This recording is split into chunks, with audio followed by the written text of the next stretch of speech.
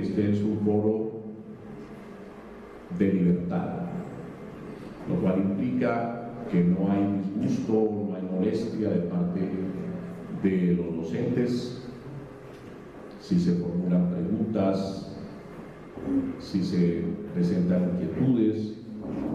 En fin, es muy importante que entiendan ustedes que no hay aquí unas limitaciones en ese sentido, que pueden solicitar en cualquier momento la palabra para hacer expresión de sus inquietudes y sus interrogantes. En la medida en que los docentes podamos responder, así lo haremos con todo gusto, y ese es el propósito del diplomado. Desde luego que esas intervenciones sean relacionadas con la temática que abordamos. Entonces, son abogados, y a los abogados presentes les solicito su comprensión,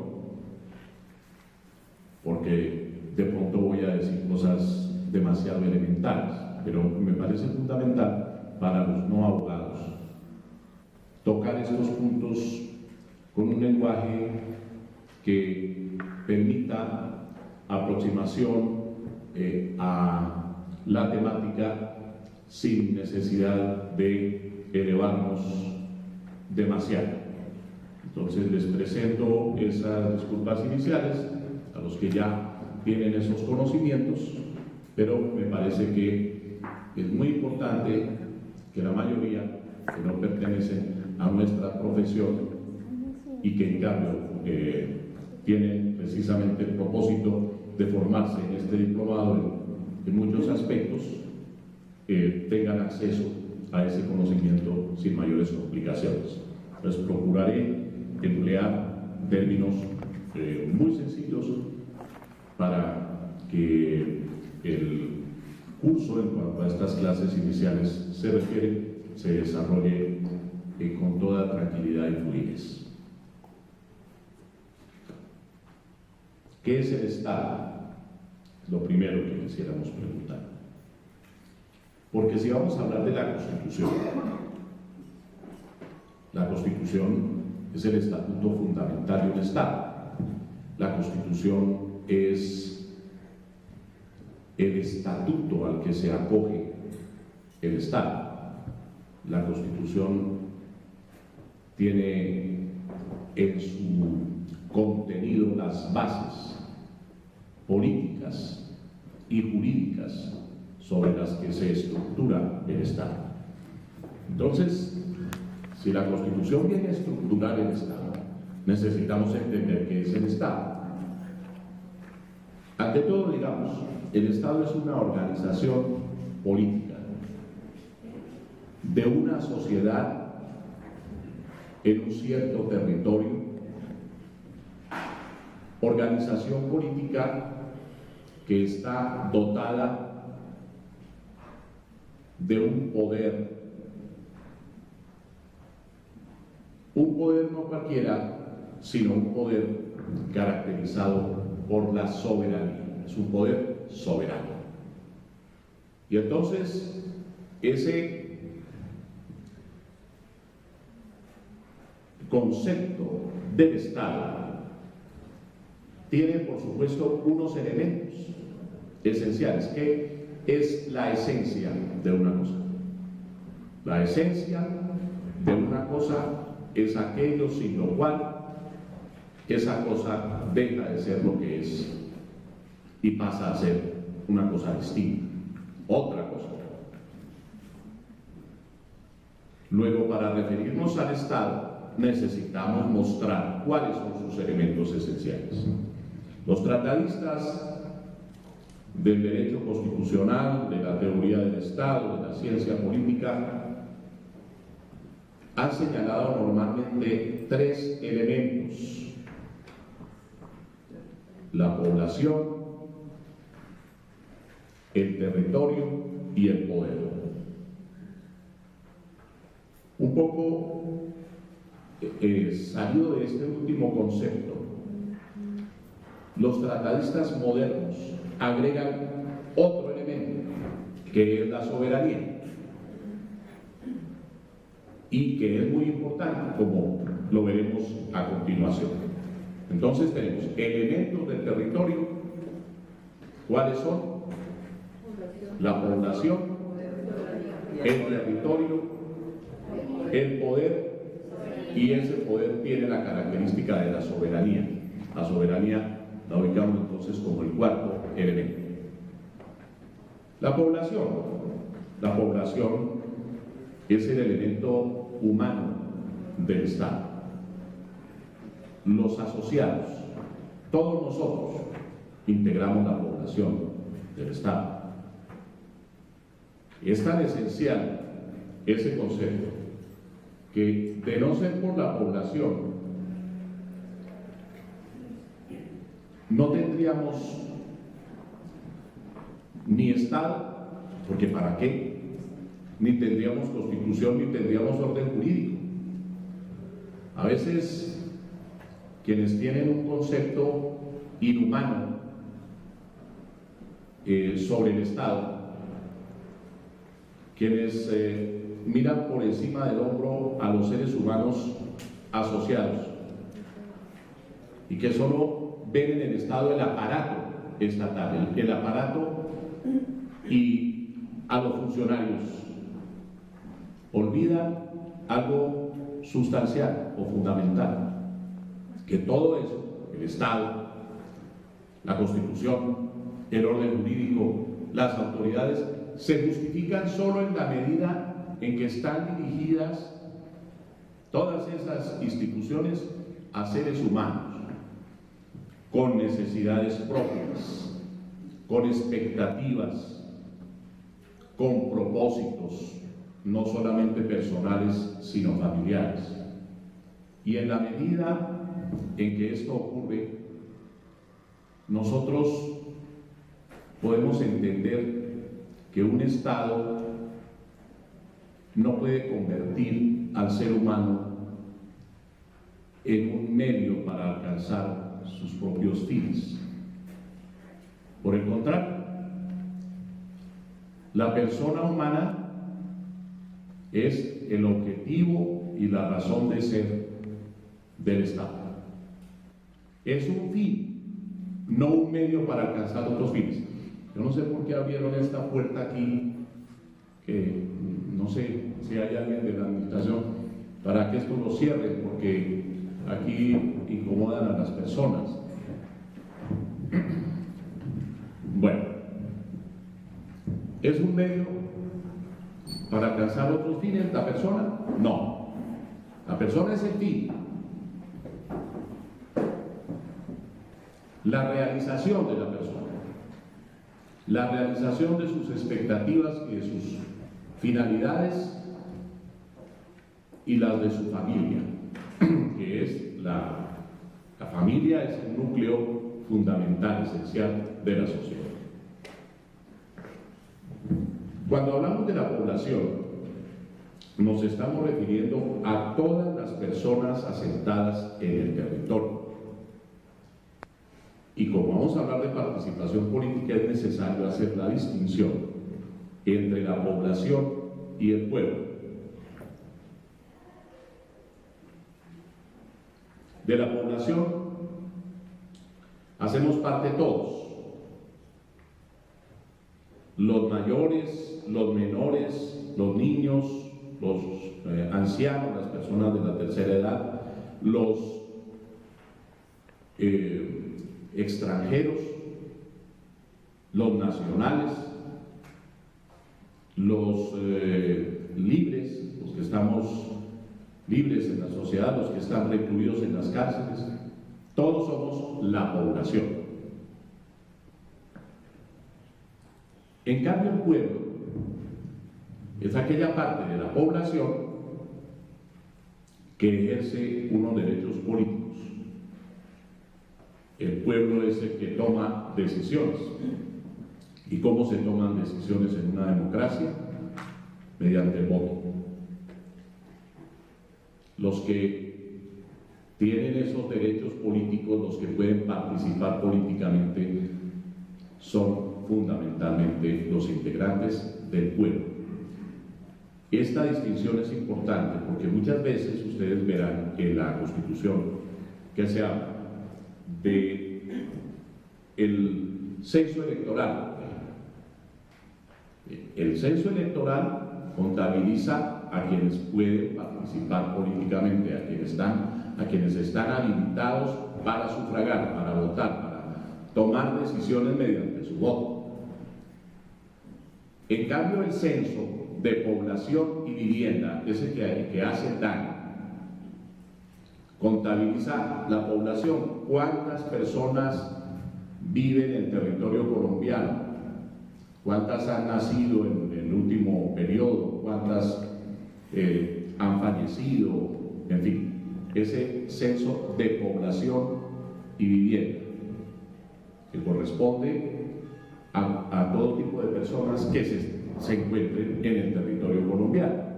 En cambio, hablando del pueblo, nos referimos a aquellos que pueden participar políticamente. Ustedes saben muy bien que no toda la población puede participar políticamente, porque los extranjeros, por ejemplo, no tienen derechos políticos. Los menores que no han alcanzado la edad de la ciudadanía tampoco pueden participar políticamente, aunque sean nacionales colombianos. De suerte que la población está integrada por todos, mientras que el pueblo tiene directamente una responsabilidad de carácter político y se concreta en la nacionalidad y en la ciudadanía. El otro elemento es el territorial, el segundo elemento del Estado, el territorio, el elemento físico o espacial del Estado. Es un doble límite. ¿Por qué? Porque el territorio delimita de una parte el poder político estatal y de otro lado delimita el orden jurídico del Estado. Expliquemos esto un poco más. Cuando estamos hablando del poder del Estado, ese poder no se ejerce fuera de las fronteras territoriales. Hay posibilidades extraordinarias, desde luego, de un estatuto que se salga del territorio, pero eso es muy excepcional, muy extraordinario. En general, el poder lo ejerce el Estado dentro del territorio y respecto de la población asentada en el territorio.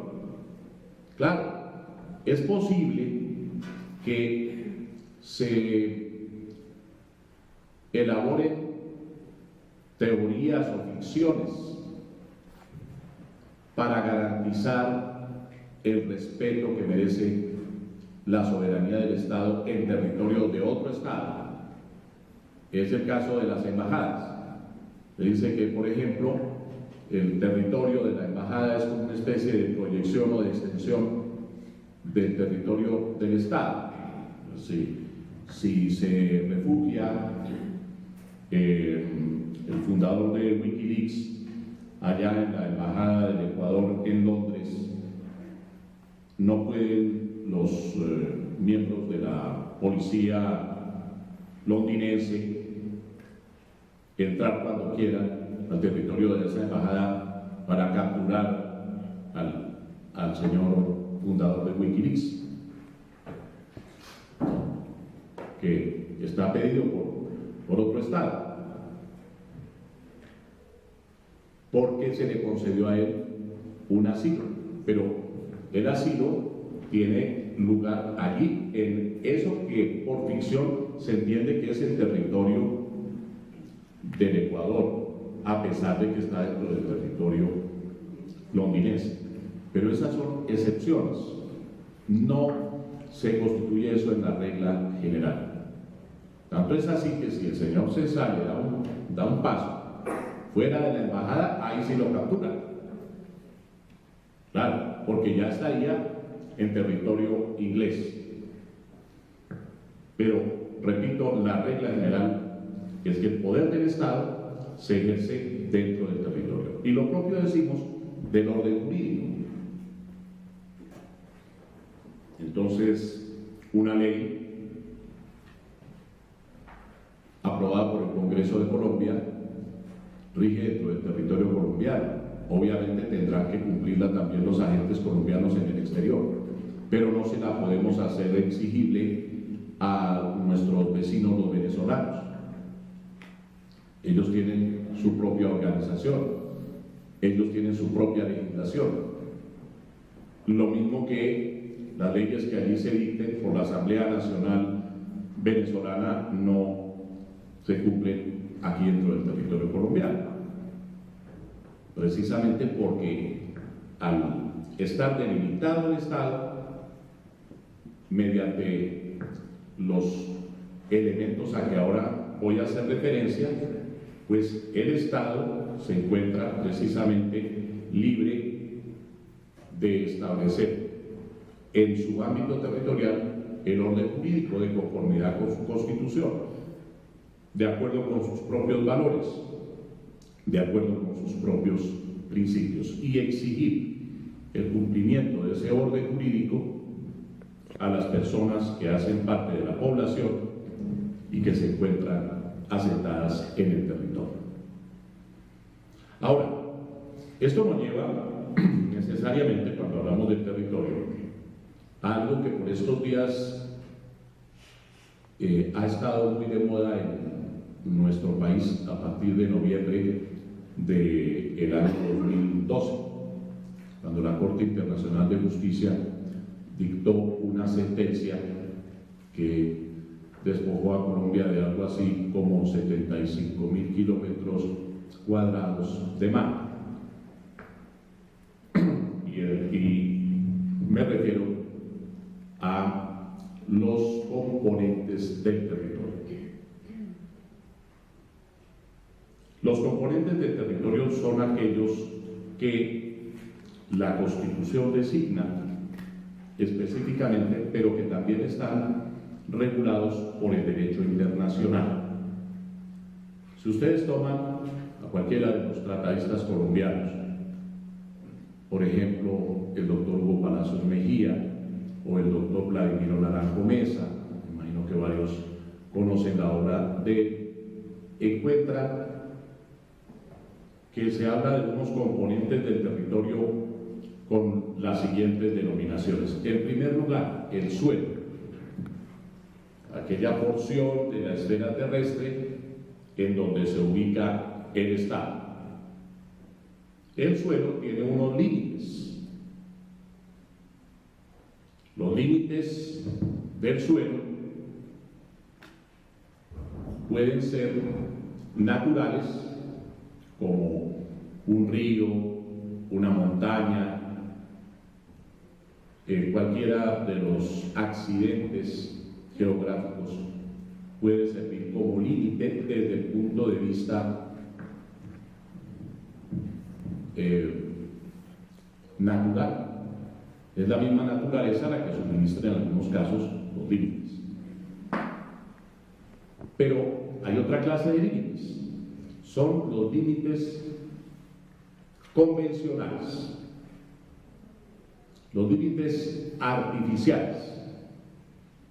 Un Estado celebra con el Estado vecino un tratado y en virtud de ese tratado se delimita el suelo estatal. Se sabe hasta dónde llega un Estado y dónde comienza el otro. Cuando nosotros nos independizamos de España en 1810, había unos límites trazados. ¿Quién los había trazado? Algunos los había trazado el rey de España, que era quien dominaba sobre estas tierras. Y por ejemplo teníamos la Nueva Granada y al lado la Capitanía General de Venezuela, límites que había establecido el gobierno español. Había otros que había establecido el Papa, porque recuerdan ustedes que durante mucho tiempo la Iglesia tenía unos poderes temporales y era el Papa el que mediante una bula procedía a señalar hasta dónde llegaban ciertos límites. Eran las bulas pontificias, cuando los pontífices precisamente se ocupaban en asuntos terrenales. Hoy vemos que su función es básicamente espiritual, pero durante mucho tiempo actuaban desde un punto de vista inclusive político. De suerte que en 1810, cuando se formuló la Declaración de Independencia, aquel día de mercado, que no era un domingo, era un viernes, ese día se tenía en lo que hoy es la Plaza de Bolívar el mercado, y nuestros próceres organizaron todo de tal manera que, sobre texto de la necesidad de atender a un comisionado enviado por España, que era don Antonio Villavicencio, se solicitara a un español que tenía su negocio en la actual Casa del Florero, que por eso se llama así, le solicitaban a ese español, el Llorente de apellido, que prestara un florero para adornar la mesa en donde estaría el señor Villavicencio. Y resulta que Llorente, que era bastante grosero, y eso era lo que querían los dirigentes criollos, que él se manifestara de alguna manera, y que se manifestara como solía manifestarse, en contra de los criollos, que los ofendiera, y los ofendió, y eso prendió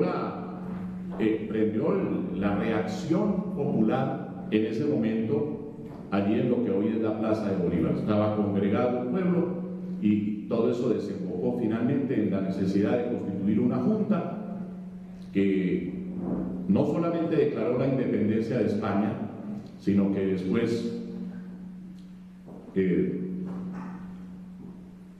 decidió expulsar al virrey don Antonio Amartí Borbón y a su señora esposa, quienes tuvieron que irse del territorio colombiano, de lo que es hoy el territorio colombiano, que en ese momento era la Nueva Granada. Pues bien, en ese momento, cuando declaramos la independencia de España, teníamos unos límites y no podíamos venir nosotros a establecer unos límites diferentes, porque ya si entrábamos en el otro territorio en donde también se estaba declarando la independencia, la Capitanía General de Venezuela, pues nosotros estábamos metiéndonos en un sitio que no nos correspondía. Por eso rigió un principio que está consagrado en el derecho internacional. En el derecho internacional se habla de uti possidetis de facto y uti possidetis de jure, o uti possidetis juris. Les explico brevemente de qué se trata. Bueno, los abogados presentes lo saben, pero para los demás, el principio uti possidetis significa la posesión, el derecho que se adquiere en virtud de la posesión. ¿De la posesión de qué? Del suelo. Ese derecho que se adquiere en virtud de la posesión puede haberse alcanzado mediante hechos, es decir, de facto, de hecho, como cuando los estados buscaban expandirse, hacían la guerra en el territorio al que querían acceder, derrotaban a las fuerzas de ese territorio y en consecuencia se convertían en los nuevos dueños del territorio. todas las invasiones, después de las guerras, entonces resulta que el imperio, por ejemplo el imperio romano, se extendía y tomaba para sí unos territorios.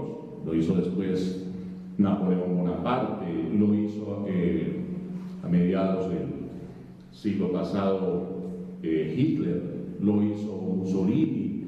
Bueno, porque lo que querían primordialmente los gobernantes era más territorio, las anexiones, todo lo que está pasando ahora en Ucrania, que es, pues, hay unos territorios que Rusia quiere tener y ha venido poco a poco buscando recuperar, porque esos territorios fueron de la antigua Unión de Repúblicas Socialistas Soviéticas. Entonces Rusia los quiere recuperar y de hecho se logran muchas veces las cosas mediante la guerra o con otros procedimientos de hecho. Pero también puede ocurrir que los límites se fijen de conformidad con el derecho, de acuerdo con las normas, de acuerdo con los tratados, de acuerdo con los tratados internacionales. Ese es el llamado ultim possidetis iuris. Sí. Doctor, ya que está hablando de temas de límites, me duele muchísimo lo que pasó con San Andrés. ¿Qué posibilidades? Mira, para que todos puedan escuchar, no tenemos un micrófono inalámbrico en este momento, pero me gustaría que todos pudieran escuchar la pregunta. En fin.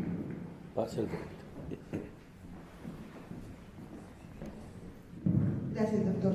Pues ya que usted es experto en el tema jurídico, me gustaría saber qué posibilidades tendríamos nosotros como Colombia poder recuperar los límites, lo que se perdió del tema de San Andrés. Y hay rumores que definitivamente de pronto hasta podríamos perder la misma isla de San Andrés. ¿Eso se dará o no?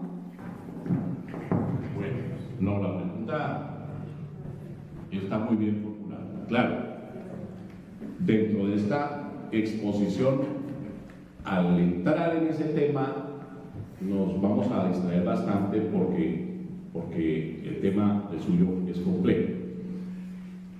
A medida que transcurran estas clases, podremos ir dando nuevos elementos, pero por ahora, y para responder la pregunta, me parece muy importante señalar lo siguiente. Colombia participó de todas maneras en ese proceso. Estamos ante un tribunal, que es el Tribunal de Justicia, la Corte Internacional de Justicia, que tiene su sede en La Haya. Esa corte se creó por las Naciones Unidas. En el año 1948, Colombia celebró un tratado con todos los estados americanos, que fue el llamado Pacto de Bogotá, 1948. Fue en la misma época luctuosa, terrible, en que fue asesinado Eliezer Gaitán en Bogotá, y cuando se presentó el famoso Bogotazo. En ese momento estaba reunida aquí en Bogotá la Conferencia Panamericana, estaban los delegados de todos los estados, y esa Conferencia Panamericana aprobó el Tratado de Bogotá. Mediante ese tratado se dijo que las diferencias que surgieran entre los estados de América por razones de límites se resolverían por parte de la Corte Internacional de Justicia de La Haya. Si no hubiera sido por ese tratado, la Corte Internacional de Justicia no había tenido jurisdicción para resolver sobre la demanda que hace ya 12 años presentó contra Colombia Nicaragua. ¿Por qué presentó Nicaragua esa demanda? Porque cuando cayó la dictadura de Somoza, los nuevos gobernantes que habían sido los integrantes de lo que podríamos llamar la guerrilla en ese momento, que con toda legitimidad buscaron destronar ese gobierno de facto, que era el de la dinastía de los Somoza. Cuando ellos llegaron, después de la caída de Somoza y se posesionaron, una de las primeras cosas que manifestaron fue: nosotros no reconocemos los tratados internacionales que se han celebrado antes, y menos en materia territorial. Desconocemos ese tratado de 1928, se llamó el Tratado Sierra Bárcenas, que se celebró entre Nicaragua en ese momento y Colombia. Cuando los sandinistas se hicieron cargo del poder, dijeron desconocer esos tratados, porque manifestaron: cuando celebramos los tratados no teníamos la libertad y la autonomía ni la soberanía que hoy tenemos y que nos hemos ganado en virtud de la lucha revolucionaria. Consecuencia de eso, proclamaron que San Andrés y Providencia y las islas, islotes y cayos que integran el archipiélago, que todo eso pertenecía a Nicaragua y no a Colombia, porque desconocían el tratado. Vino entonces la demanda, la formularon hace 12 años. Colombia, que a mí me parece, y lo digo por el mayor respeto, manejó muy mal las cosas en estos gobiernos, lo manejó muy mal. Desde el punto de vista jurídico y desde el punto de vista político. Colombia, creo yo, no ha debido aceptar la jurisdicción de la Corte Internacional de La Haya, pero la aceptó y participó, y estuvieron nuestros abogados, los abogados designados por el Estado colombiano, hasta el último momento, como tal vez ustedes lo recuerdan, hasta el día en que el presidente de la Corte Internacional de Justicia de La Haya leyó la sentencia, que recuerden ustedes que la leyó en inglés y en francés. Él se pronunciaba y nuestros abogados estaban allí presentes, e incluso la televisión mostró cómo los pobladores de San Andrés aplaudieron en el momento en el cual el magistrado dijo que se había reconocido que Colombia ejercía la soberanía sobre San Andrés, Providencia, Santa Catalina y todos los cayos, y en general todo el archipiélago de San Andrés y Providencia. Lo que pasa es que más adelante, después del aplauso, vino la parte dolorosa para Colombia, cuando ya modificaron la línea que se traía desde 1928 y que implicaba una línea recta para separar el mar, y entonces allí plantearon ese esquema que finalmente implicó los 75.000 kilómetros que ahora fueron asignados a Nicaragua. Pero ustedes me preguntan, ¿qué podemos hacer en este momento? Pues desde el punto de vista jurídico, lo único que cabe es el cumplimiento del fallo. Desde el punto de vista jurídico, Colombia es parte en ese tratado. A ese tratado de Bogotá, Colombia renunció, porque denunció el tratado, pero ¿cuándo lo hizo? Después de que ya habían dictado el fallo, ya cuando no había nada que hacer, y se contrataron inclusive después abogados, unos abogados costosísimos. ¿Para qué? Para manejar lo relativo a un fallo que ya se había dictado y que hoy por hoy está en firme, porque además Colombia ni siquiera presentó el recurso extraordinario de revisión que de pronto habría podido modificar un poco las cosas, dejó vencer el término. El término se venció. Entonces, ¿qué tenemos hoy? Tenemos un tratado internacional, tenemos una sentencia dictada por el Tribunal Internacional, la Corte Internacional de Justicia, y tenemos a una Nicaragua que desde luego está con las ínfulas que corresponden, porque dicen ellos, nosotros tenemos en nuestras manos un tratado. ¿Cuál ha sido la actitud de Colombia? Realmente el gobierno ha dado palos de ciego durante todo este tiempo, desde cuando se profirió el fallo, ha tenido teorías muy distintas, muy disímiles, y la última ha sido la teoría de decir que el tratado es, que el fallo del tribunal es inaplicable, un término que no existe en el derecho internacional, pero bueno, ha dicho que es inaplicable. Y últimamente la Corte Constitucional, al resolver sobre una demanda que instauró el mismo presidente Santos contra el Pacto de Bogotá, ha manifestado, no conocemos el texto del fallo, porque la Corte no lo ha entregado, quién sabe dentro de cuánto tiempo lo entregue, pero ese texto seguramente nos dirá realmente cuál es el alcance de la sentencia de la Corte. Por lo que se conoce hasta ahora de lo publicado en la prensa, concluimos que la Corte Constitucional declaró ajustado a la Constitución el Pacto de Bogotá, entonces declaró la exequibilidad. Y digo que es necesario, para modificar los límites de Colombia, que se celebre un tratado que desarrolle lo previsto en el fallo. Pero para que no nos engañemos, para que seamos realistas, pues, ¿ustedes creen que Nicaragua, teniendo un fallo a su favor, se va a poner a negociar con Colombia para que nos devuelvan parte de esos 75.000 kilómetros cuadrados? Pues no, porque ellos van a decir, aquí está un fallo a favor nuestro.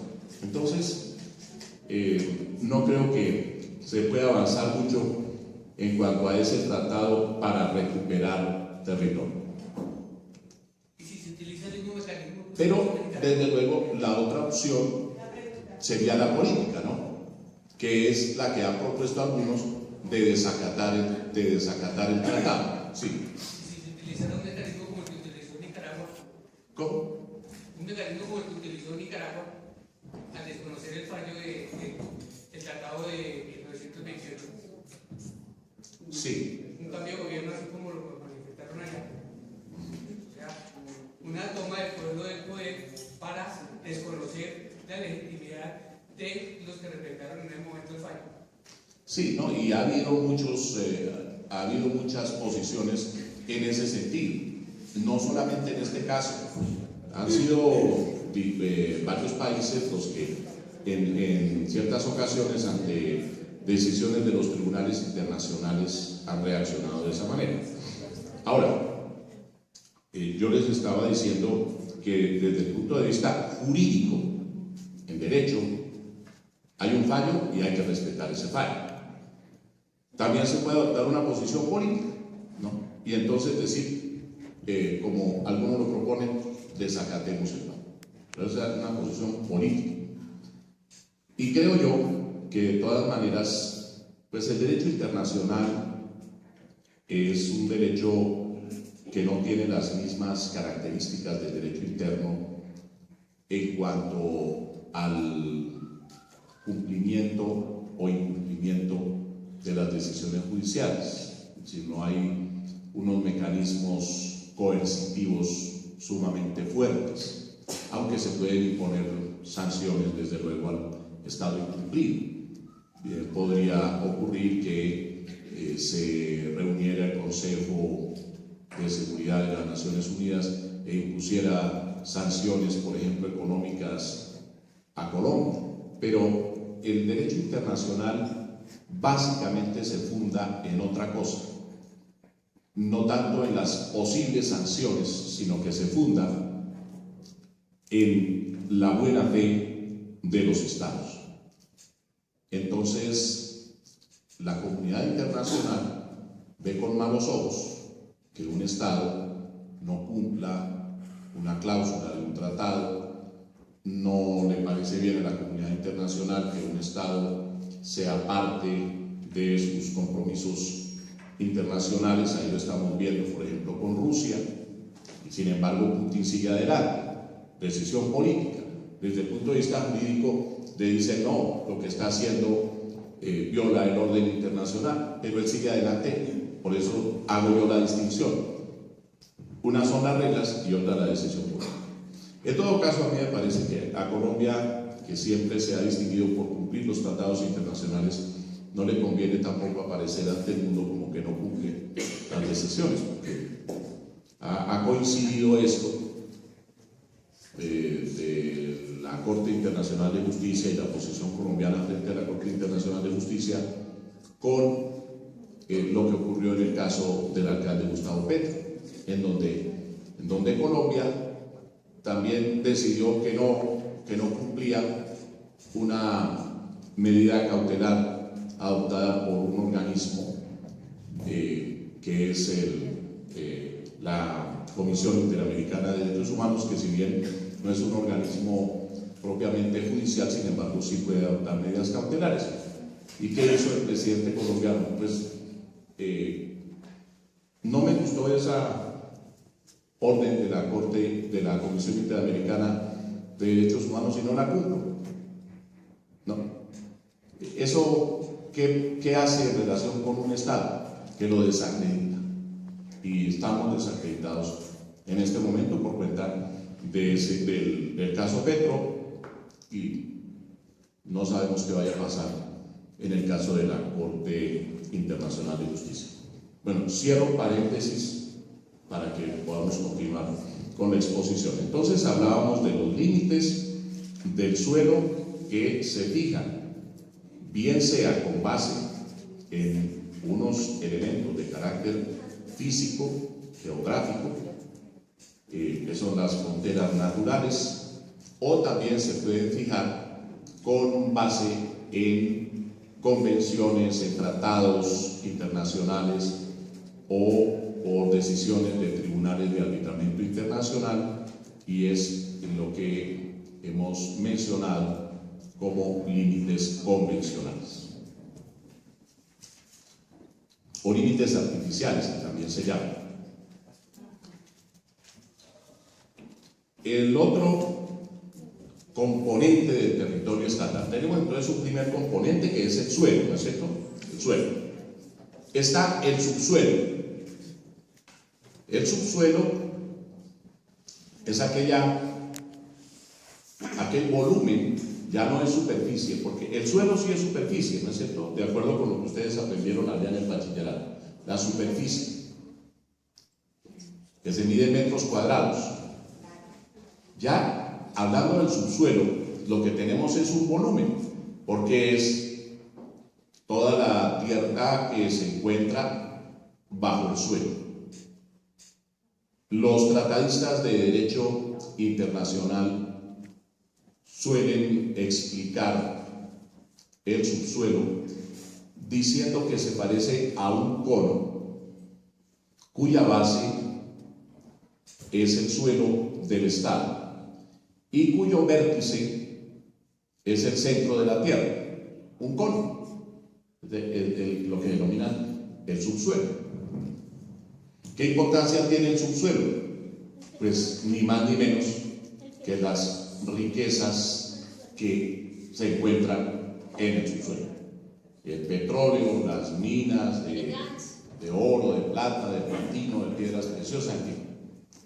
Esos elementos que son recursos naturales, pero que no se parecen a los recursos naturales del suelo, en cuanto los del subsuelo tienen un problema, que son no renovables. En un momento determinado se acaba, o sea, se acaba el oro, no se vuelve, no se reproduce como si se reproduce la vegetación. Entonces, estos recursos no renovables son muy importantes para un Estado. Representa su propia riqueza. Inclusive nuestra Constitución, como lo hacen las constituciones del mundo, establece con claridad que todas las riquezas del subsuelo pertenecen a la nación. Entonces usted puede haber comprado una finca y de pronto resulta que alguien hace una exploración y encuentra petróleo allí en su finca. ese petróleo no es suyo. Entonces es dueño del terreno, del suelo, de esa partecita, pero no es el dueño de los recursos naturales que están en el subsuelo, porque eso es de la nación. Puede ser que le den una participación ahí en virtud de la explotación aquí, pero no es el dueño del subsuelo.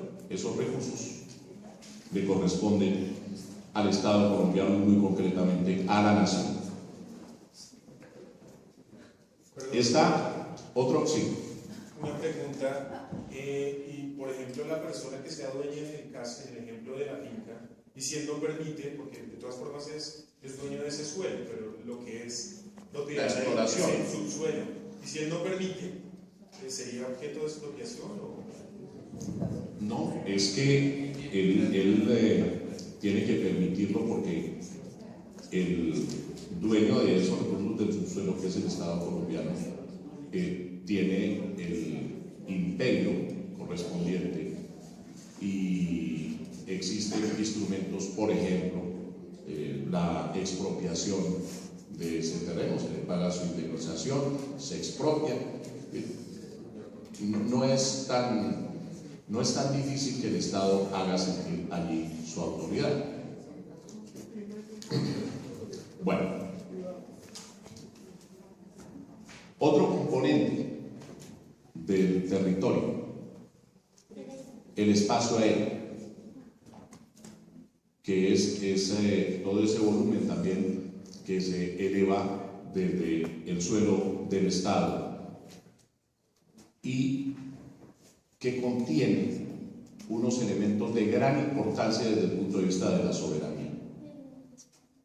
El primero de todos, ¿qué importancia tiene ese espacio aéreo? Pues que es el ámbito en que circulan las aeronaves, tanto las aeronaves de guerra como las aeronaves pacíficas o comerciales, y allí tiene mucho que decir el Estado.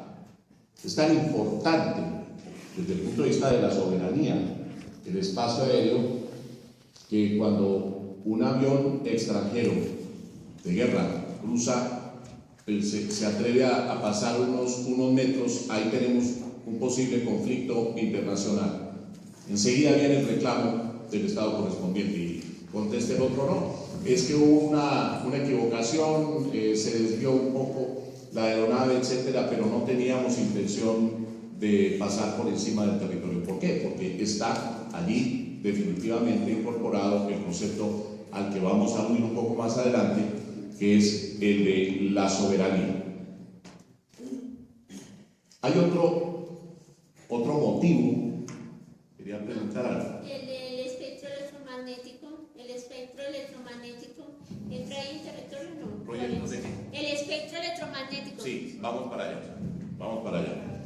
Ese es el otro motivo por el cual es importante el espacio aéreo.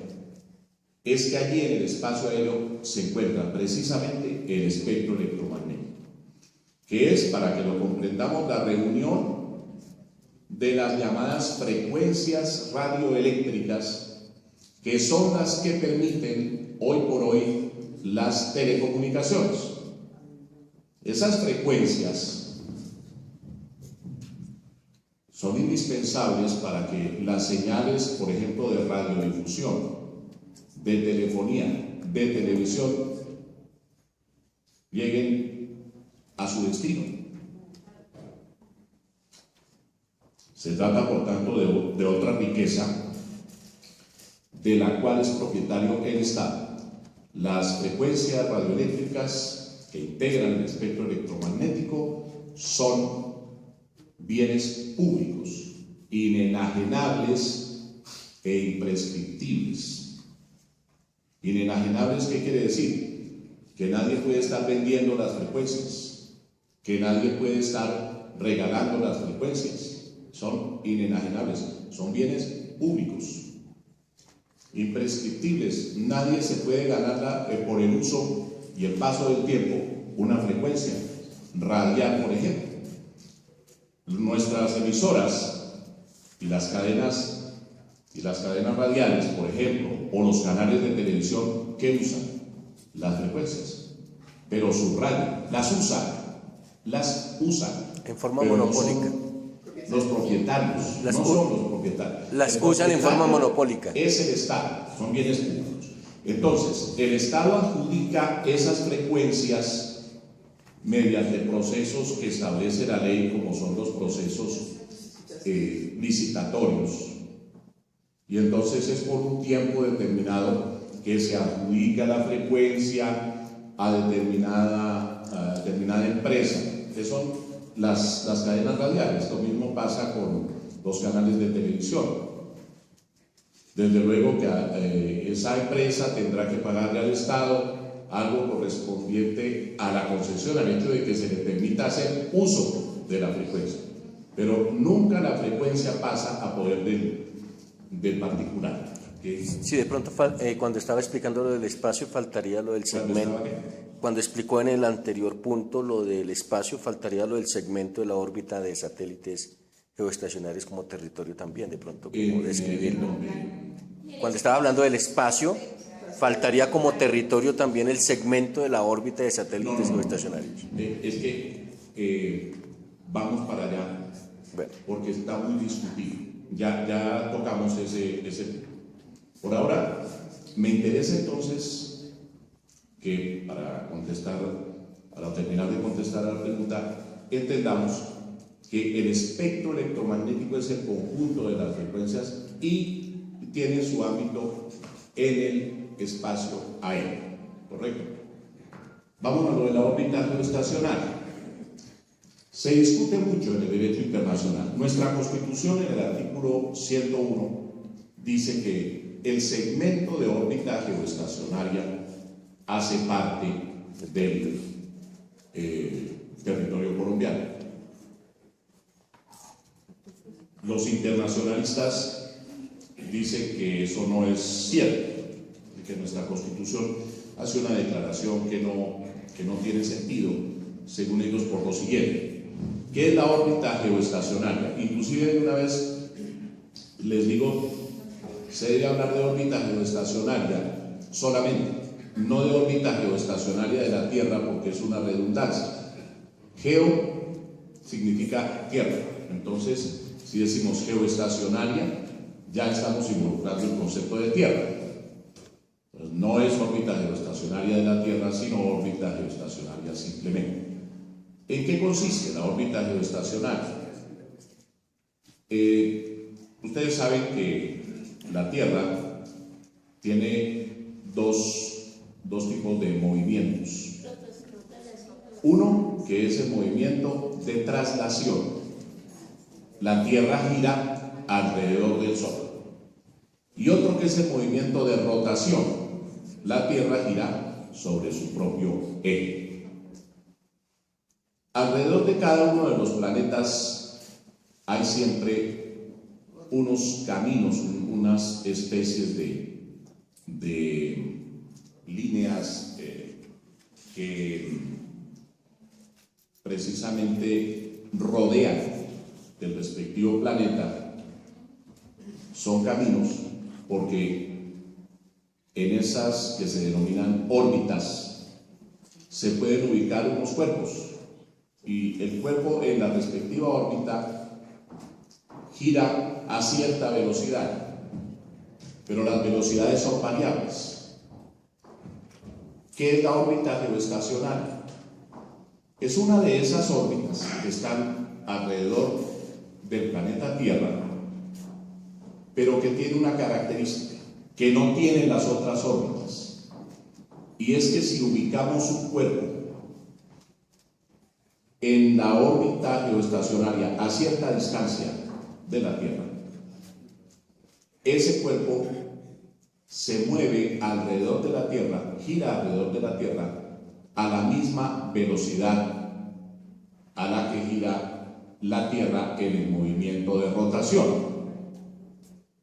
Como gira a la misma velocidad, por eso se llama geoestacionaria, aunque se está moviendo ese cuerpo, mirado desde la Tierra parece que estuviera moviéndose. que estuviera quieto, pero se está moviendo. Lo que pasa es que como está girando a la misma velocidad del movimiento de rotación de la Tierra, se ve como quieto, por eso es geoestacionario. ¿Y qué importancia tiene? Pues que si ese cuerpo que ponemos en la órbita geoestacionaria y que gira a la misma velocidad del movimiento de rotación de la Tierra es un satélite de comunicaciones, yo puedo enviar una señal desde cualquier punto de la Tierra a ese satélite y el satélite la va a enviar a otro punto de la Tierra de manera inmediata y sin distorsiones. Son las comunicaciones vía satélite que nos permiten directamente, por ejemplo, en las transmisiones de televisión que utilizan el satélite, estar viendo las imágenes de televisión y escuchando las señales de radio, que cuando se utiliza el satélite. ¿Por qué? Porque si girara a una velocidad distinta, más despacio que el movimiento de rotación de la Tierra o más rápido que el movimiento de rotación de la Tierra, ¿qué pasaría? Pues que se distorsionaría por completo, la imagen no llegaría, o el sonido, porque ahí sí no estaría quieto en apariencia, sino que ahí sí estaría moviéndose pero a una velocidad distinta, y eso desde el punto de vista del satélite pues sería completamente imposible la comunicación. Esa es la característica del movimiento de rotación de la Tierra. Lo que pasa, y de la órbita geoestacionaria, lo que pasa es que la órbita geoestacionaria es como una especie, si ustedes me permiten la comparación, como una especie de cinturón alrededor de la cintura de la Tierra, ¿no? Es decir, está sobre el ecuador, no el ecuador país, sino la línea del ecuador, que sería para el ejemplo que estoy poniendo, la cintura de la Tierra. Entonces, alrededor de eso está la órbita geoestacionaria, y por lo tanto los países que están sobre el ecuador, Colombia uno de ellos, recibimos directamente ese influjo de la órbita geoestacionaria, cosa que no les pasa a los otros países, los que no están en el ecuador. A nivel internacional se ha discutido mucho esto de la soberanía sobre la órbita geoestacionaria, porque países como Estados Unidos, por ejemplo, que si estuvieran en el Ecuador proclamarían que eso sería propiedad de los Estados Unidos, dicen que ese es un recurso de la humanidad. Entonces, claro, como ellos no están, porque si estuvieran sería exclusivo de los Estados Unidos. Naturalmente. Claro. Pero como no están ahí, sino que estamos otros estados en el Ecuador, entonces ahí sí que es patrimonio de la humanidad. De eso no se pueden apropiar los estados ecuatorianos.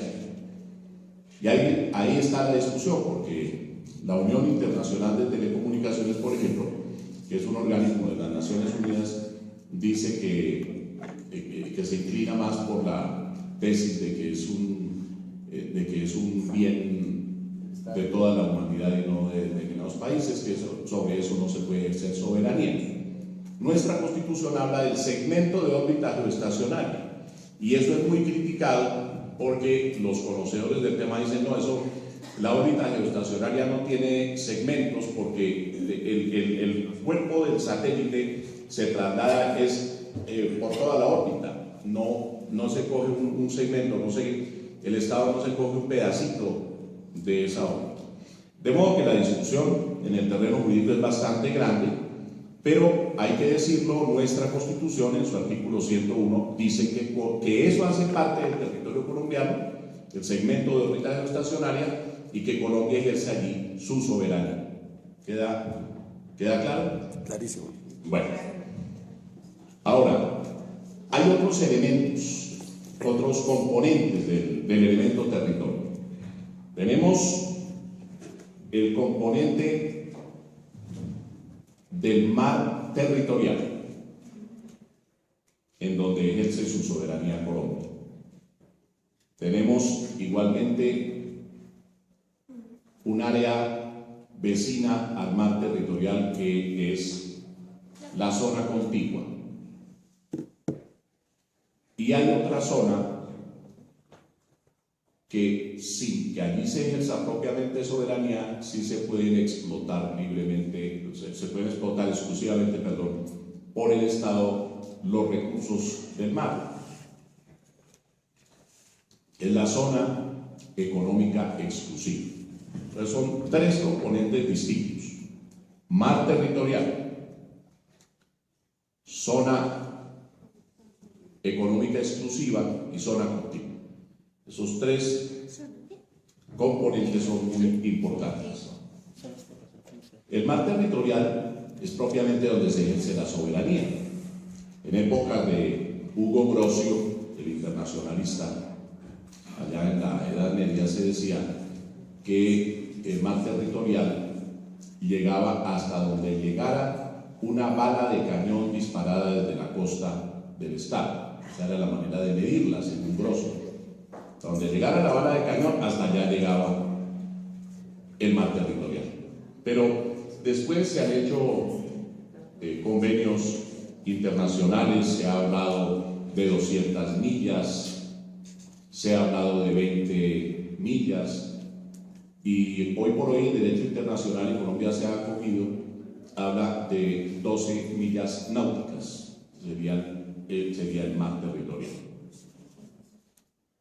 Y hay, por supuesto, muchos problemas con eso del mar territorial, especialmente cuando el área de mar es muy corta, muy reducida, se presentan problemas, como el que tenemos ahí congelado, está congelado desde hace algunos años, que es el problema con Venezuela, de delimitación de áreas marinas y submarinas.